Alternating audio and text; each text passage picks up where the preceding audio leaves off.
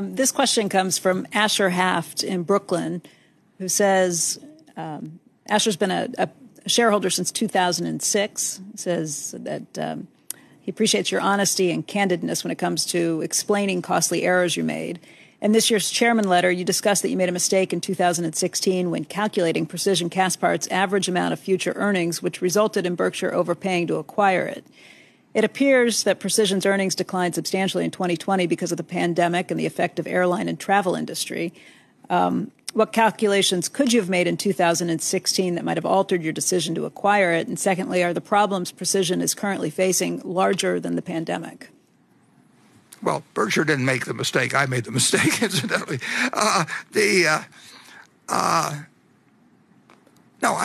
Anytime we look at buying a business, we're evaluating the competitive strengths of the business, the price we have to pay, the management we get, and everything. And we didn't make a mistake on the management, but in terms of the earning power on average, and when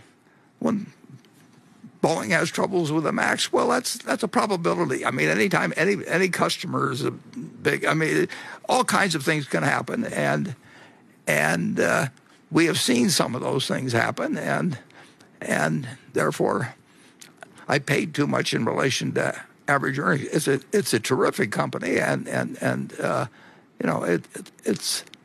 happy with the management and everything, but GE doesn't need as many engines as we thought they would need, and they get into the power business and a variety of things. And we knew they're in the businesses, but we did not think those businesses would necessarily be in something close to a depression when other businesses that we bought end up sometimes doing better than we think.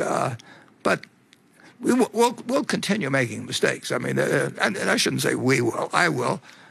But even these other guys, the rest of us will help.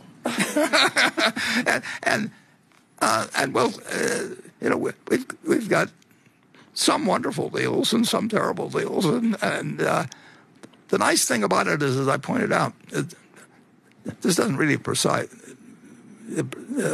in the case of Precision precisely, but when we're disappointed in a business, it usually becomes a smaller and smaller percentage of our business just by the nature of things, because it isn't going anyplace.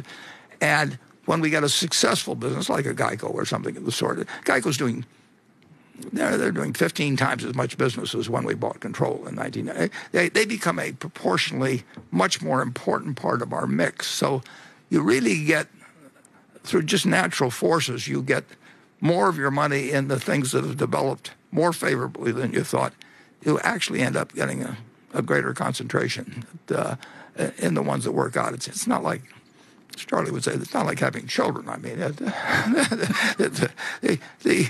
ones the bad ones cause you more problems. But in the children of businesses, the small ones kind of. By the way, we started with 3 businesses, Charlie and I, and Berkshire was textiles, Diversified Retailing was a department store, and Trading Stamps were Blue Chip's business.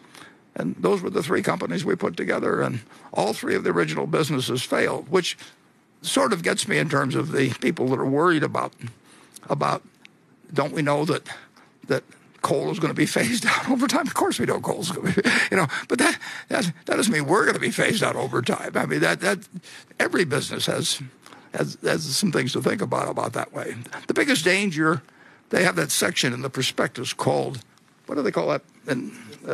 About certain risk factors. But risk factors, yeah. The number one risk factor, you never see it. The number one risk factor is that this business gets the wrong management, and you get a guy or a woman in charge of it that they're personable. The directors like them. They don't know what they're doing, but they know how to put on an appearance. That's the biggest single danger of the business, and that person stays and runs it for 10 or 15 years and either stays in the textile business or department store business and expands. I've looked at a lot of businesses, and that's what's caused the number one problem. And it isn't the kind of thing where they list them all because the lawyers tell them to list them.